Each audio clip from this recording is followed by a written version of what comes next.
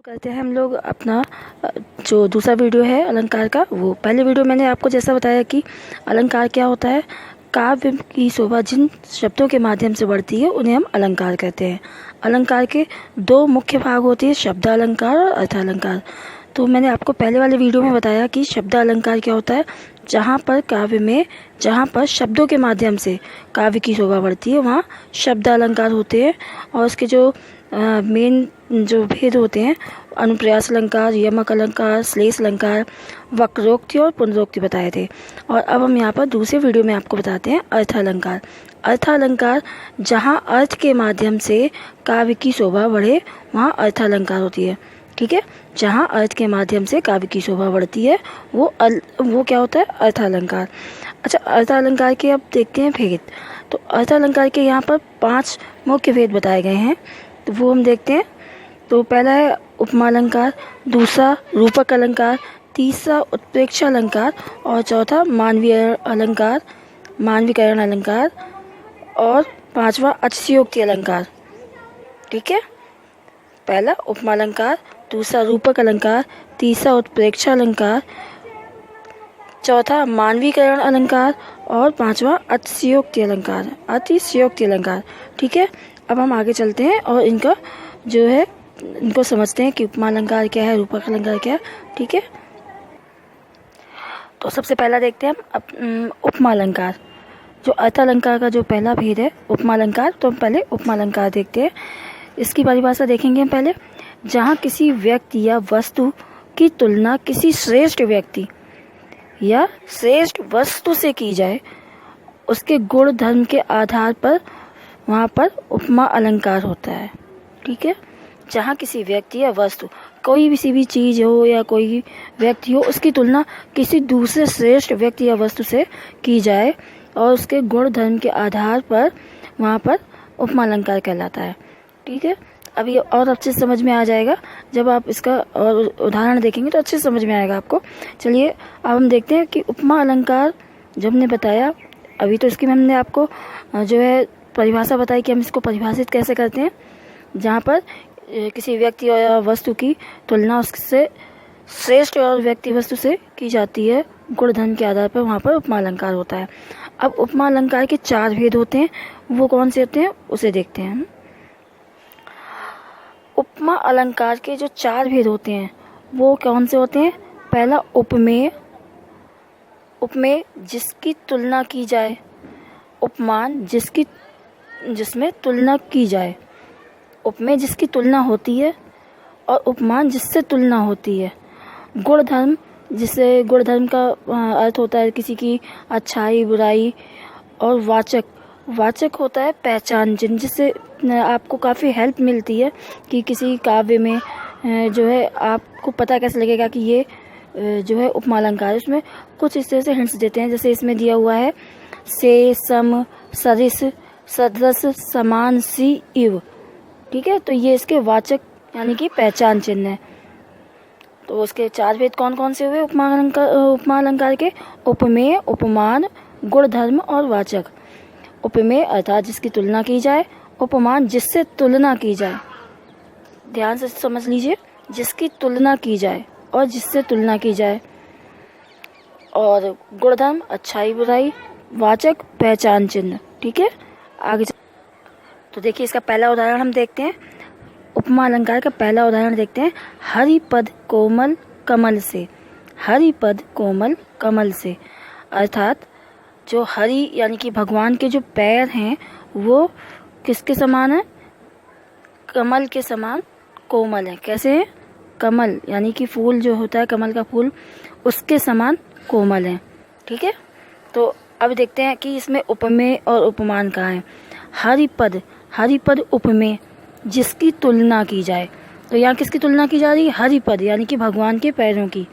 ठीक है, उपमान, उपमान कहाँ है, कमल, कमल यानी कि जिससे तुलना की जाए, जिससे तुलना की जाए। तो कमल क्या हो गया, उपमान, क्योंकि हमारे जो हरिपद हैं उसकी तुलना जो कहाँ से हो रही है, कमल के फूल से हो रही है। कोमल, कोमल क्या है, अच्छाई, गुण धर्म, जिसमें अच्छाई बुराई सारी चीज़ें बताते हैं ना। तो कोमल, कोमल यानी कि इतने मुलायम है, इतनी उसमें जो अच्छाई बताई गई है कोमलता की, जो कमल का फूल ना, उसकी कोमलता की जो अच्छाई बताई गई है। तो यहाँ पर जो कोमल है वो गुणधर्म है आपका से। जैसे आपको बताया कि वाचक यानी कि पहचान चिन्ह, तो जो से है, ये बताया ना, से सदृश सदृश आदि बताए ना, तो ये जो से है ये आपका वाचक चिन्ह है। तो हरिपद, उपमेय, कमल, उपमान, ठीक है, हरिपद, उपमेय और कमल उपमान, जिससे तुलना की जा रही है। उपमेय की तुलना उपमान से की जा रही है। गुणधर्म आपका कोमल है और जो वाचक चिन्ह है वो से है, जिससे से आपको पता लग जाएगा कि हाँ यहाँ पर क्या है, यहाँ पर तुलना की जा रही है। किससे? जो भगवान के पैर है उनकी कमल से तुलना की जा रही है, कमल के पुष्प से तुलना की जा रही है। तो यहाँ पर हमारा क्या है, उपमा अलंकार। ठीक है, चलिए एक और देख लेते हैं, दूसरा उदाहरण देखते हैं हम इसका। पीपर पात सरिस मन डोला, पीपर पात सरिस मन डोला। पीपर पात यानी कि जो पीपल का जो पत्ता होता है, ठीक है, सरिस हमारा वाचक चिन्ह है ना, जिससे हमें पता लग रहा है कि समान।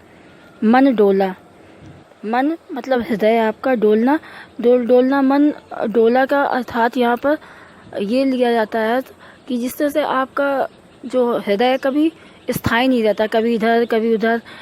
आप यहाँ पर बैठे होंगे और आपका हृदय कहीं से कहीं तक विचार कर लेता है, इसलिए ये कहा जाता है कि विचार जो करता है हृदय हमारा स्थिर नहीं रहता। जो हमारा हृदय है, जो हमारा मन है, वो कभी स्थिर नहीं रहता, हमेशा घूमता रहता है, डोलता रहता है। अब यहाँ पर उपमेय को देखें, पीपर पात यानी कि पीपल का पत्ता।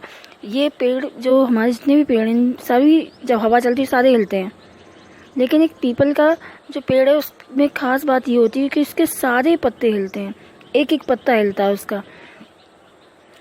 तो पीपल पात, पीपल के पत्ते के समान, सरिस वाचक चिन्ह है, सरिस मतलब समान, पीपल के पत्ते के समान मन डोला, जो मन है वो भ्रमण करता है, कभी स्थिर नहीं रहता। पीपल के पत्ते के समान हमेशा जो मन है वो भ्रमण करता है, कभी स्थिर नहीं रहता। अब आपको पहचानने वाली चीज़ यहाँ पर है सरिस मतलब वाचक चिन्ह आपका मिल रहा है आपको। सरिस मतलब समान, पीपल के पत्ते के समान। ऊपर दिया हुआ था जो हरि के पैर हैं वो कमल के समान। ठीक है, उपमेय की उपमान में क्या हो रहा है, तुलना हो रही है। जब उपमेय की तुलना उपमान में हो, वहाँ पर उपमा अलंकार होता है। तो आपको समझ में आ गया होगा कि उपमा अलंकार कहाँ पर होता है, जब उपमेय की तुलना उपमान में होती है और वहाँ पर वाचक चिन्ह मिलता है, जिससे आप पहचान कर सकते हैं। तो चलिए अब हम देखते हैं अपने अर्थालंकार का दूसरा अलंकार, रूपक अलंकार। पहला उपमा और दूसरा रूपक। तो अब हम देखते हैं रूपक अलंकार। रूपक अलंकार की परिभाषा देखते हैं। जहाँ उपमेय में उपमान का भेद रहित आरोप हो, वहाँ रूपक अलंकार होता है। ठीक है, जहाँ उपमेय में उपमान का भेद रहित आरोप हो, वहाँ पर रूपक अलंकार होता है।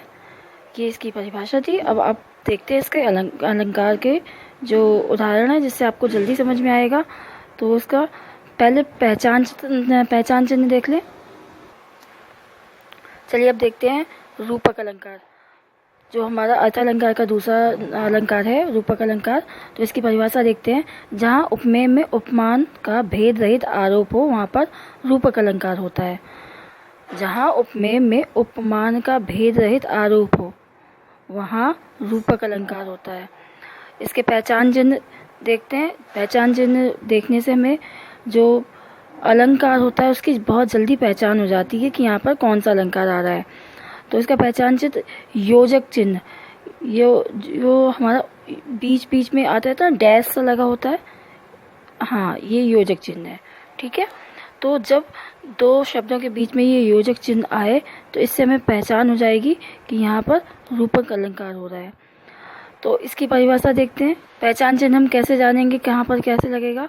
योजक चिन्ह जो ब्रैकेट में दिया हुआ है डैश सा, ठीक है, योजक चिन्ह आता है किसी व्यक्ति अथवा वस्तु की तुलना ना करके उसी को उसी रूप में मान लिया जाता है, वहाँ पर रूपक अलंकार होता है। अभी आपको जब उदाहरण देंगे तो और अच्छे से समझ में आएगा। अभी आप ऐसे समझिए कि जैसे हम आपको ऊपर बता रहे थे कि जब उपमेय की जो तुलना है उपमान में होती है, कि जैसे हरि पद है वो किसके समान है, वो कमल के समान कोमल है। लेकिन यहाँ पर ऐसा नहीं है, यहाँ पर तो हरि के जो पद हैं, हरि के जो पैर हैं वो कमल के समान है, सीधे सीधे, उनके समान नहीं है, सीधे सीधे कमल रूपी हरि पद जो है वो कमल रूपी हैं। एक बार फिर से समझेंगे, एक बार फिर से समझ लें कि पहले तो रूपक अलंकार जो होता है उसमें हमारा योजक चिन्ह आता है, जैसे डैश लगा होता है दो शब्दों के बीच में।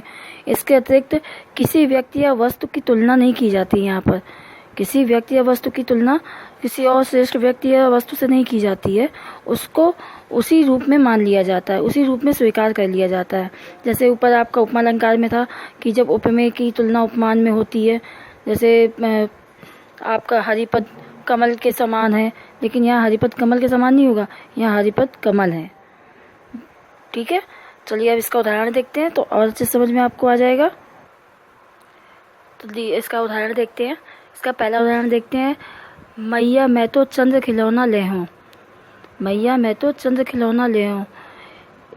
इसमें इसका व्याख्या करके अगर हम देखें तो यहाँ पर पुत्र अपनी माँ से चंद्र खिलौना लेने की हट कर रहा है, चंद्र खिलौना लेने की जिद कर रहा है। तो इसमें भगवान जो है, यहाँ पर पुत्र जो है माँ का, यानी कि भगवान जो है वो अपनी माँ से चंद्र खिलौना लेने की जो जिद करते हैं। चंद्र खिलौना जो चंद्रमा निकला है हमारा आकाश में, वो वाला खिलौना चाहिए उन्हें, उसके जैसा कोई खिलौना नहीं चाहिए उन्हें। तो वो चंद्र खिलौना चाहिए जो ऊपर आकाश में है, आकाश की ओर उंगली करके कहते हैं मुझे तो वो चंद्र खिलौना चाहिए। यहाँ पर वही चंद्र खिलौना चाहिए उन्हें। उन्होंने वहाँ के उसके समान, उसके जैसा कुछ नहीं मांगा है, सीधे सीधे वो चंद्र खिलौना मांग लिया है। तो इस पर यहाँ पर रूपक अलंकार होगा। ठीक है, जब उसमें जो भी उपमेय और उपमान का भेद रहित आरोप होता है वहाँ पर रूपक अलंकार होता है। उसमें किसी की समानता नहीं होती है, किसी के समान नहीं होता है, वो जो स्वयं जिस रूप में होता है उसी रूप में स्वीकार किया जाता है। एक और एग्जाम्पल देखते हैं, एक और उदाहरण देखते हैं इसका। चरण कमल बंदव हरिराई। चरण कमल बंदव हरिराई, देखिए इसमें भी योजक चिन्ह लगा हुआ है, और ऊपर देखिए चंद्र खिलौना, उसमें भी योजक चिन्ह लगा हुआ है। योजक चिन्ह होने से आपको बहुत सहायता मिल जाती है जानने के लिए कि यहाँ पर उपमा अलंकार है या फिर रूपक अलंकार है। तो जब योजक चिन्ह मिल जाए तो आप समझ लीजिए कि यहाँ पर आपका रूपक अलंकार है। तो अब देखते हैं इसको, उदाहरण को। चरण कमल बंदव हरिराई, तो पहला तो आपको योजक चिन्ह मिल गया, इससे आपको पता लग गया कि यहाँ पर रूपक अलंकार है। इसके अतिरिक्त हम जिसकी व्याख्या करके देखते हैं, यहाँ कवि जो है भगवान के जो कमल रूपी जो चरण हैं उनकी वंदना करते हैं। जो उनके जो चरण हैं उनको कमल रूप में स्वीकार कर लिया गया है।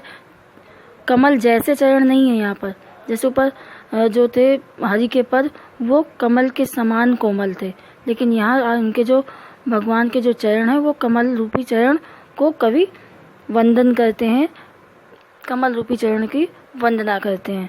तो इसमें आपको पता लग गया कि रूपक अलंकार में पहले तो आपको योजक चिन्ह मिल जाएगा, ठीक है, यानी कि जो डैश सा होता है। और दूसरी बात, यहाँ पर समानता नहीं दी जाती, किसी चीज़ के समान नहीं माना जाता है। वो जो वस्तु है या कोई व्यक्ति है उसको श्रेष्ठ रूप में ही स्वीकार कर लिया जाता है। चलिए अब अगला वाला देखते हैं, उत्प्रेक्षा अलंकार। ये हमारा अर्थ अलंकार का जो तीसरा भेद है, उत्प्रेक्षा अलंकार। जहाँ उपमेय में उपमान की संभावना की जाए, जहाँ उपमेय में उपमान की संभावना की जाए वहाँ उत्प्रेक्षा अलंकार होता है। ठीक है, ये भी बहुत आसान है, आपको बहुत जल्दी आ जाएगा। आपको पहचान चिन्ह यहाँ पर इसीलिए दिए जाते हैं कि आप पहचान चिन्ह से बहुत जल्दी आपको सहायता मिल जाती है कि पहचानने में कि यहाँ पर कौन सा अलंकार है।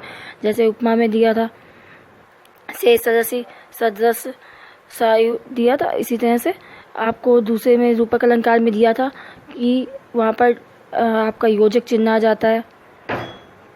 ऐसे यहाँ पर उत्प्रेक्षा में पहचान चिन्ह दिए हुए हैं एक बार परिभाषा और देख लेते हैं। जहाँ उपमेय में उपमान की संभावना हो वहाँ उत्प्रेक्षा अलंकार हो। सिर्फ संभावना व्यक्त हो जाती है जहाँ पर, वहाँ पर उत्प्रेक्षा अलंकार हो जाता है। अच्छा, इसके पहचान चिन्ह देखते हैं। जनो मनो जानो मनो जानो मानो ज्यों आदि जैसे शब्द आ जाए अगर आपके काव्य में, तो आप समझ जाइए कि यहाँ उत्प्रेक्षा अलंकार है। जनो मनो जानो मानो जानो मानो ज्यों आदि। ठीक है, तो उदाहरण देखते हैं इसका। सोहत ओढ़े पीठ पट, सोहत ओढ़े पीठ पट, श्याम सलोने गात, मानो नील मणिशैल पर, आपत पर्यो प्रभात। तो यहाँ पर मानो देखिए आए ना, जानो मनो मानो जानो मानो ज्यों आदि जैसे जो आपके पहचान चिन्ह है ना, उनमें से देखिए यहाँ पर आपको मानो है।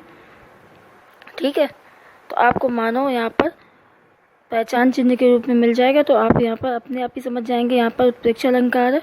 ज़्यादा आपको मेहनत नहीं करनी पड़ेगी, बस आपको आपके पहचान चिन्ह जो हैं इन्हें आपको अच्छे से ध्यान में रखना है।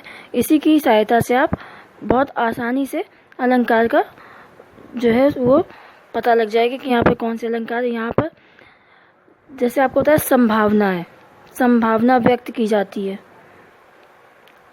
ठीक है, मानो नील मणि, मानो नील एक जो नील मणि है, शैल अपुत पर्यो प्रभात, मानो मतलब उसमें संभावना व्यक्त की गई कि मानो ऐसा लगता है। ठीक है, मानवीकरण अलंकार जो हमारा अर्थ अलंकार का चौथा वेद है, इसकी परिभाषा देखते हैं। जहाँ प्रकृति के अपादानों पर मानव का आरोप हो वहाँ मानवीकरण अलंकार होता है। जहाँ प्रकृति के अपादानों पर मानव का आरोप हो वहाँ मानवीकरण अलंकार होता है। अर्थात जो हमारी प्रकृति की चीज़ें हैं, प्राकृतिक की चीज़ें हैं, जैसे ये आपका पहाड़ हो गए, बादल हो गए, आपके जंगल हो गए, नदी हो गई, सुबह शाम जो भी हमारी प्राकृतिक चीज़ें हैं, इनको अगर हम मानव के रूप में मान लेते हैं, वहाँ पर आपका मानवीकरण अलंकार होता है। इसका उदाहरण देखते हैं। मेघ आए बन ठन के संवर के आए गाँव में, मेघ आए बन ठन के संवर के आए गाँव के जो शहर में। मेघ आए, मेघ क्या है? बादल, प्राकृतिक चीज़ें हैं। बन ठन के संवर के आए गाँव के जो शहर में। अब मेघ बन ठन के तो कैसे आ सकते हैं? बनने ठनने का काम तो किसका है? मानव का है। तो अब यहाँ पर मेघ को मानव के समान बताया गया है कि वो भी बन ठन के आते हैं। जैसे गांव से जब कोई शहर में आता है तो बहुत बन ठन के आता है, इसी प्रकार से यहाँ पर बताया गया है कि मेघ भी आए हुए हैं बहुत बन ठन के समझ के। तो अब मेघ तो बन ठन के आ नहीं सकते हैं, तो उनको मानव रूप में बताया गया है कि जिससे मानव बन ठन के आता है, इसी प्रकार मेघ बन ठन के आए हैं। तो अब आप ये समझ लीजिए कि यहाँ पर मानवीकरण अलंकार है, क्योंकि यहाँ पर जो मेघ अर्थात बादल मनुष्य की तरह बन ठन के आए हैं और सच समझ के आए हैं। तो यहाँ पर तुलना हो गई है कि मानव की तरह जैसे मानव बन ठन के आ जाते हैं, ऐसे ही मेघ बन ठन के आ गए हैं। यहाँ पर मानवीकरण अलंकार हो जाता है। ठीक है, नेक्स्ट देखते हैं अपना अतिशयोक्ति अलंकार। ये हमारा अर्थ अलंकार का 5वां भेद है, अतिशयोक्ति अलंकार। इसकी परिभाषा देखते हैं। जहाँ किसी बात का अथवा घटना का बढ़ा चढ़ा के वर्णन किया जाए वहाँ पर अतिशयोक्ति अलंकार होता है। ठीक है, अतिशयोक्ति अलंकार मतलब किसी भी बात को आप खूब जितना आप बढ़ा, तो अब आप समझ गए ना, जहाँ पर आपको थोड़ा सा भी ऐसा लगे कि हाँ यहाँ पर बहुत बढ़ा चढ़ा के बात कही जा रही है, तो वहाँ पर अतिशयोक्ति अलंकार होता है। तो उदाहरण देखते हैं। हनुमान की पूंछ में लगी न पाई आग, लंका सबरी जल गई, गए निशाचर भाग। हनुमान की पूंछ में लग ना पाई आग, हनुमान जी की पूंछ में तो आग लग नहीं पाई पूरी तरह से। लंका सबरी जल गई और गए निशाचर भाग, और लंका पूरी जल गई और वहाँ पर जितने भी निशाचर यानी राक्षस थे वो सारे भाग गए। ये कुछ ज़्यादा बड़ा चढ़ा के नहीं हो गया? अरे भाई, पहले हनुमान जी की पूंछ में आग लगेगी तभी तो वो जलाएंगे। ठीक है, तो यहाँ पर जो बात कही गई है वो थोड़ा सा बढ़ा चढ़ा के कही गई है। ठीक है, यहाँ पर हनुमान जी की पूंछ में आग नहीं लग पाई है, लेकिन लंका पूरी जल गई है। इस बात को काफ़ी बढ़ा चढ़ा कर बताया गया है, इसलिए यहाँ पर अतिशयोक्ति अलंकार है। ठीक है, आपको समझ में आया? इसके तो आपको समझ में आ गया होगा अतिशयोक्ति अलंकार। तो ये आपके अर्थालंकार के भेद थे। मुझे उम्मीद है कि आप लोगों को अच्छे से समझ में आया होगा। अगर आपको कोई भी प्रॉब्लम आती है, कोई भी परेशानी आती है, तो प्लीज़ कमेंट्स करके ज़रूर पूछें, डाउट क्लियर कर लें। इसके अलावा अब मैं एक सेशन में अभी जो हमारे और रह गए हैं अलंकार, वो प्रैक्टिस कराऊंगी। उसके साथ में आप लोगों को एक वर्कशीट मिलेगी, जिससे आप लोगों की प्रैक्टिस अच्छी हो जाएगी और आपको आइडिया हो जाएगा कि हाँ किस में कौन सा अलंकार होता है, किसके क्या पहचान चिन्ह होते हैं। तो आपको आसानी से आपको सहायता मिल जाएगी कि आप पहचान सकें कि इस काव्य में